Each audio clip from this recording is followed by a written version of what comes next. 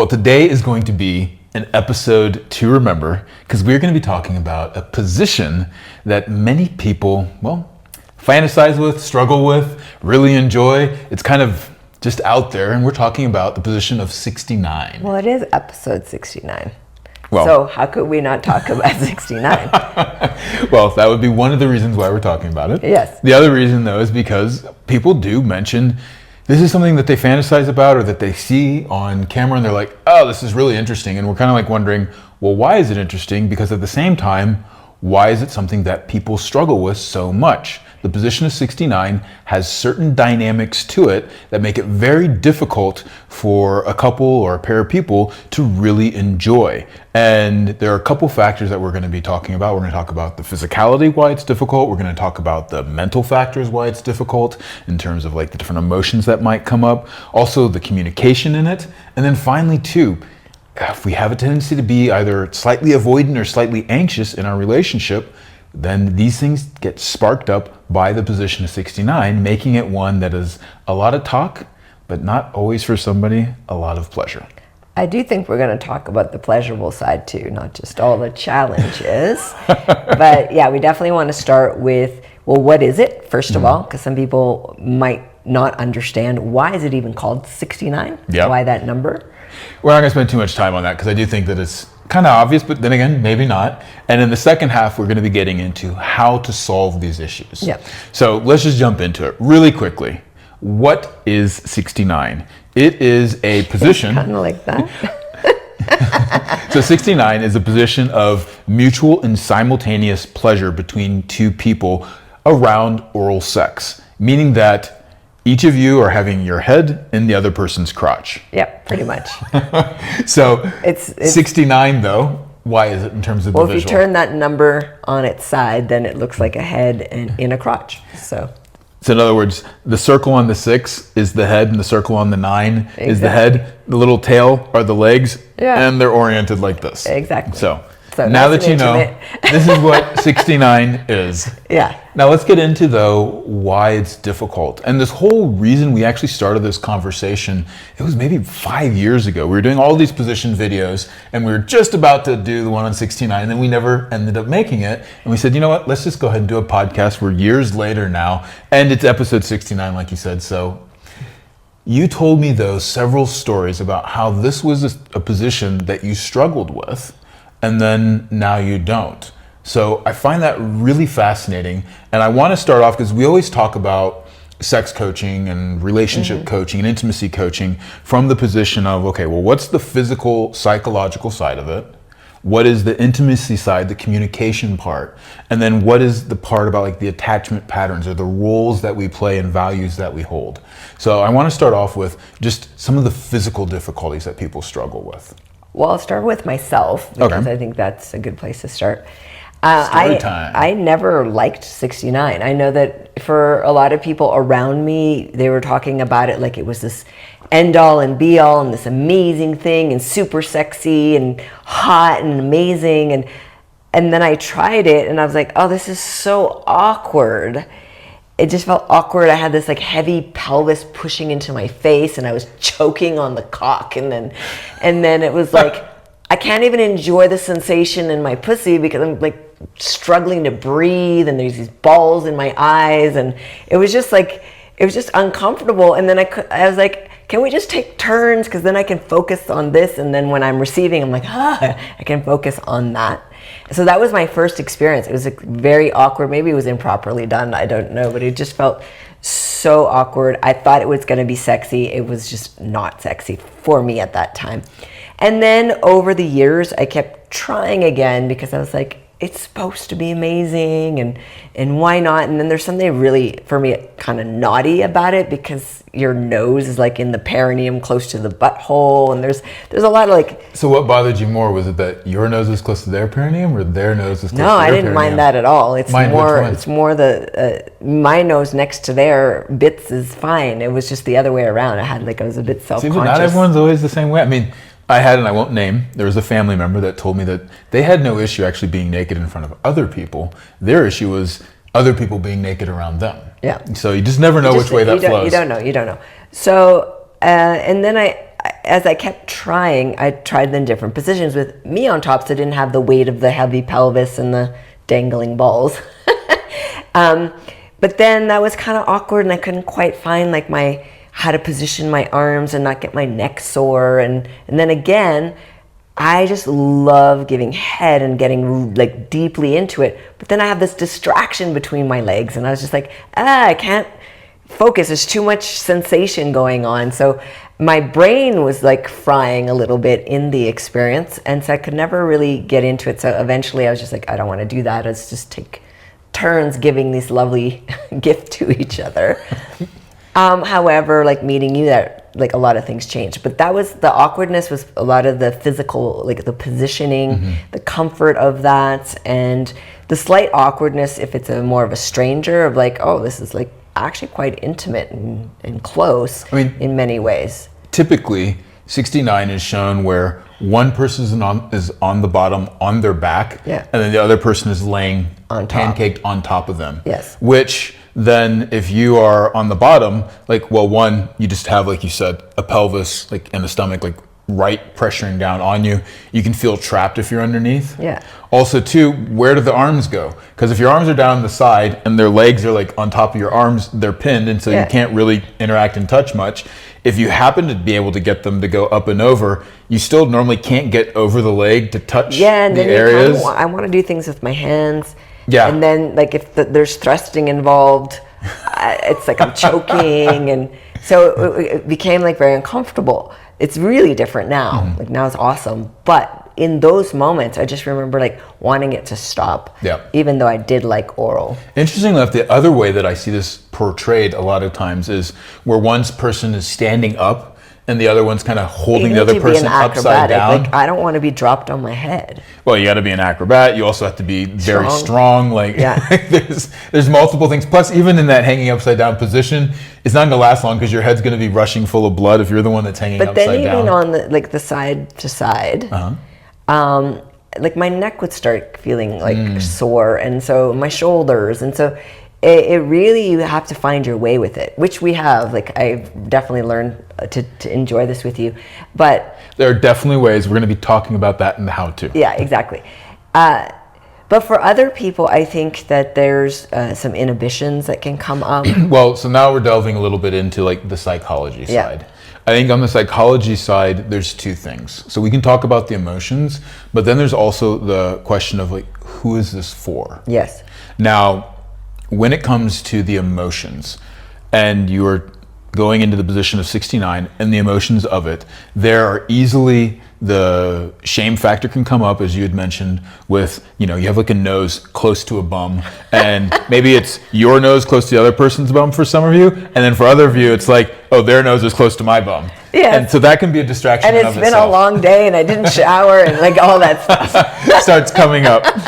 And then on top of it, you also then have fear, basically. If you are the one being pressed down on, or if you're the one on top trying to manage your weight because you don't want to press down onto the other person, you're like, am I going to smother them? Or if you're underneath, you're like, oh, they're just going to be able to plow into my face and this is not going to feel good. So there's that aspect of it. There's some fear and anxiety that can get brought up as well.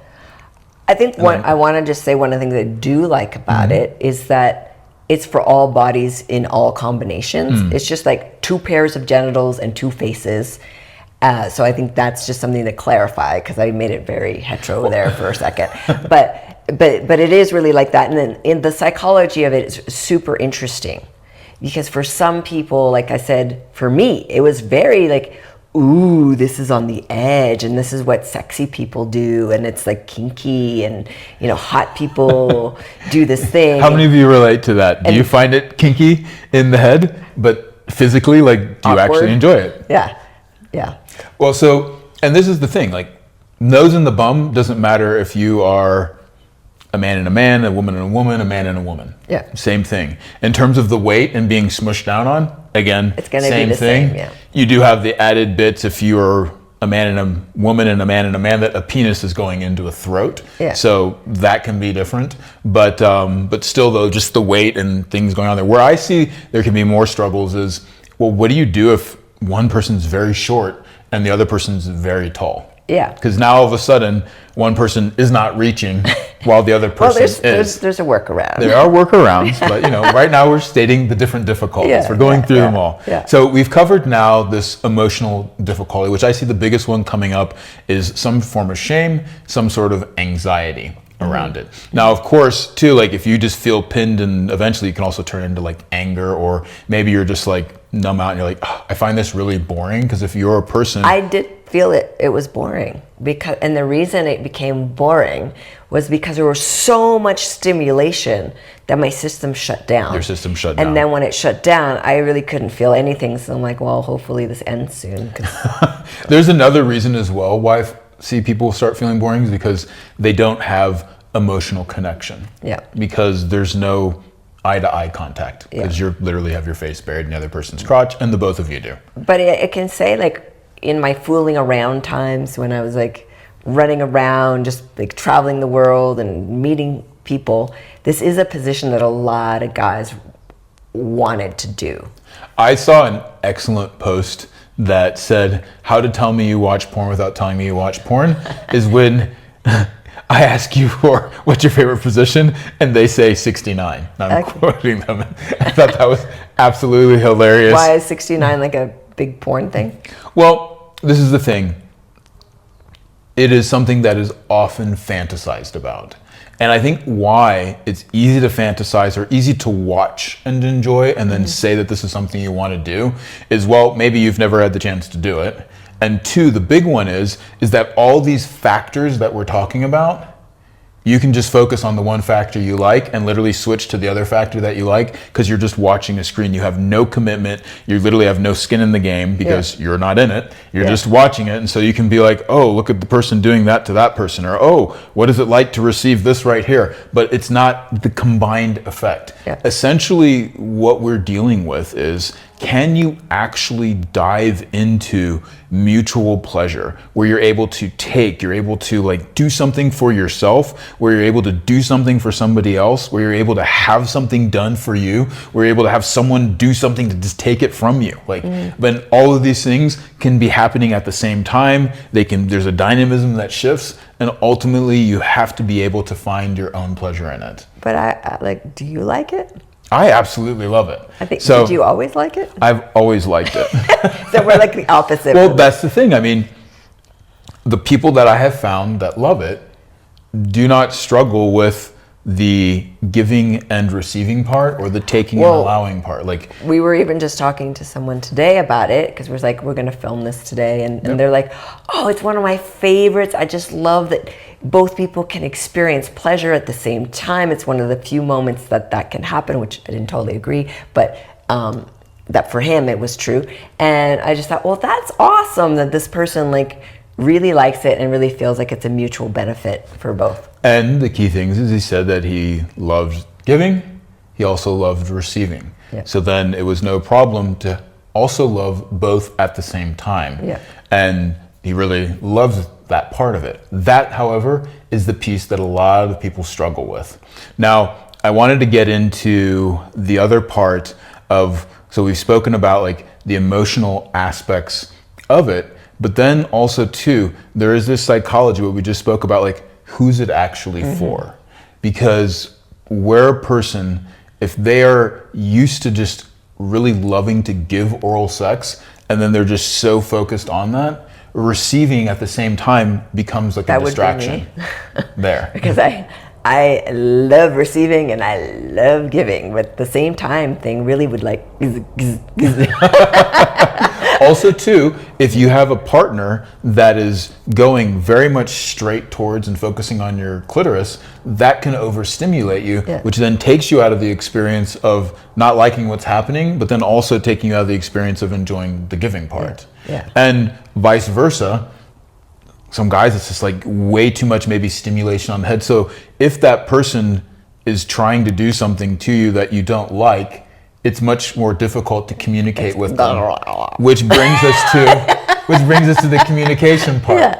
You literally have no eye-to-eye contact, and you have no verbal communication because your mouth is full. But what you do have, which was sometimes something I didn't like in, like, say, like one night stand or something, was the full front of the body connected. And that sometimes was like, ooh, that's really intimate. Because in those scenarios... You liked it or didn't like it? I didn't like it. In those scenarios, often the sex would be like the two bodies apart. Even if they were facing each other, they weren't touching, just the genitals were connected, or it was doggy style, genitals still connected, but not the bodies. So there was more of that avoidant positioning, and that I liked in those one night stands. And so the 69 like pressed this like super intimate thing, and I'm smelling all the smells, and so I was like overwhelmed because it was someone I love. Then I'm like really like that feeling, but someone I don't really know and I'm just there for the sex bit. I was like, it's like a lot to take in. So for the one night stand, it's more as if, oh, I would enjoy your body just kind of being over here, and I just want the sensation that's happening inside me. Yeah, not always, but there was that with certain characters, certain people. I'm like, Well, it's extremely intimate, though. I mean, like we said, you have a butthole around your nose, you have genitals smeared all over your face, you have the full body pressed into you, you're buried in smells and sensations. You're normally, if you're underneath, you're the one that's pinned. Yes. So it is extremely intimate in that way, and it's also intimate or not intimate in the way that it's strictly genitals in your face. And so if people really want that kind of heart-to-heart connection or the eye contact, that is out of the picture, literally out of the picture, because it's down here. So what you need then, for those that really enjoy it, they typically really love genitals, and they can just be completely absorbed in them. And then they're also extremely comfortable with their own genitals, or comfortable with the other person with their genitals.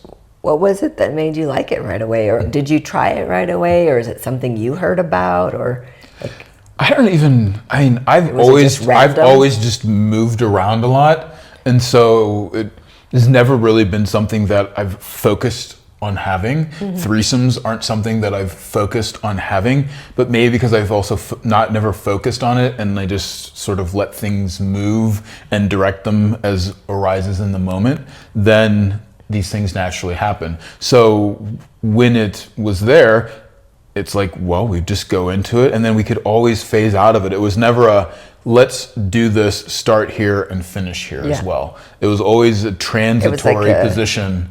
Therefore not feeling locked into it.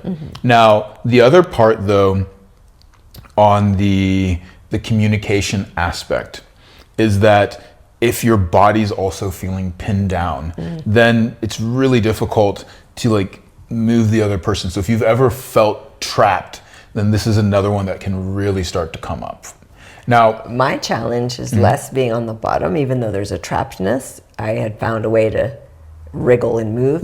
My awkwardness was actually being on top and kind of feeling, not shame, but it's like my bum hole's right there in their face. Like the whole time I feel very exposed. So if you're on the bottom, then they could choose how much their nose is in your bum because they could just pull it up. But if you're on the top and you're like grinding down into them, now you're also like... I also felt exposed. Like if there's lights on in the room, I'm like, there it is, hallelujah. It's like there's a double mirror grabbing your butt and opening and closing, and I'm like, ah. Whereas if you're the one on bottom again, it's at least you're covered by the ground. It's like the God's eye view is looking down, going, "Oh, Dr. Saida. Oh, I see everything that you're doing." It's strange, but it felt very exposed. But if you are on top and you're bent over and the person's behind you, which they are still because their face is at this angle, then yes, you are going to be more exposed. Also, if there's any breeze in the room, like you're going to be getting the air going in there. And sometimes people have pets, and that was something that happened to me once, and that was not pleasant. That's going to be a highlight moment. And then I had someone once whose roommate decided to walk in and thought he could just join in. And I was like, oh, well, no. No, you're not invited. But he thought he was. So we'll give this as a free how-to, like make sure that if you're on top, your butt's aimed away from the door. Maybe towards the headboard. And a little less make exposed. Sure all pets are in another space. Oh, goodness gracious. All right. Well, then there's the other part, is that And this has a lot more to do kind of with some of like the attachment patterns. If you are more of an avoidant type and you don't like the connection, then it can go one of two ways. Either it could be something that you really like, because then you don't have to have No the eye personalized contact, part. no Exactly, it can be talking. completely gentle. Which for an anxious person who wants that connection and romanticism, that can be a struggle. Yeah. Now, at the other direction though, if you are avoidant around smells and tastes and all that, then being buried in there and trapped can be overwhelming. Yeah. Whereas maybe if you associate smells and tastes and all that closeness with romanticism and deliciousness and connection, then you as an anxious person can love it. But again, so what we have here are essentially all these different factors coming in together, and you then have the added bit of two people having their own different factors and trying to get all of that to coordinate. And because of that, that is why 69 can be one of the most difficult positions. But at the same time, normally when you fantasize about it, or if you've seen it but never tried it, if you only focus on the one factor that you like, or maybe the two factors that you like, then it can sound absolutely amazing. So the key here is, how do we get the two of these to join up? That sounds good. And I just have to say that we specialize in the art of mutual pleasure. In a world of turn taking, where this is the biggest advice, which is, hey, I'm gonna go for you and do what you like, get you nice and pleased, and then you're going to please me, and then who knows, normally then that's kind of it, because we've both done you've got off, I've got off, and now we've done our rounds, everybody's happy, sex is over.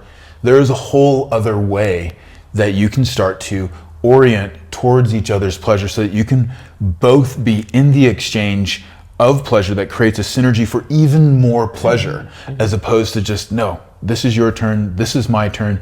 That's great, you can have that, but there needs to actually be a dynamism. When you're dancing, it's not, okay, I'm just dancing for this person and they're just gonna dance for me and never shall the twain meet. No, what happens is the both of you have movements, and sometimes maybe you're moving me more and I'm moving you more, and then there's other time where you're just lost in that moment and the two bodies become one, and that's something that's truly transcendental, and you start to feel this deep impact on each other's nervous systems, each other's psyches, each other's bodies, and you start to learn that whether you are a man and a man, a woman and a woman, a man and a woman, whatever combo, the pleasure systems literally complement one another and can take each other to even higher heights. So you'll find out all about this stuff if you just simply check out the Embodied Love University. And as far as 69, however, we're going to jump into that right now. Yes, so we're going to go into the explicit part of the podcast. If you're listening to this on Spotify or YouTube or our free membership, the explicit part has usually the how, and we also do an erotic audio. So where we actually do the thing that we're talking about. Exactly. So guess what this erotic audio is going to be about? So embodiedloveuniversity.com or embodied love lounge, or is it embodiedlove.love? Yeah. Yes. Embodiedlove.love, either one of those, depending where you're coming from. And then you click on the membership to purchase. And Curious Explore. You'll get everything right there. And so much more. There's a lot more that we offer in that. About 100 hours of free educational material. Yeah, it's awesome. So let's jumping on in. I'm so excited. I want to break this down. So we've talked about the difficulties, but also the draw to it. And I think we could even have spoken a little bit more about that. In an ideal situation, you have two extreme oral stimulations going on that can feel tremendously powerful and extremely good. And that's the part that everyone goes, oh, well, of course this is going to be awesome. You're getting oral sex, which you hopefully love, and I'm getting it, which I hopefully love. So the big piece here is that let's continue this conversation into the explicit portion of this podcast. To do that, upgrade now.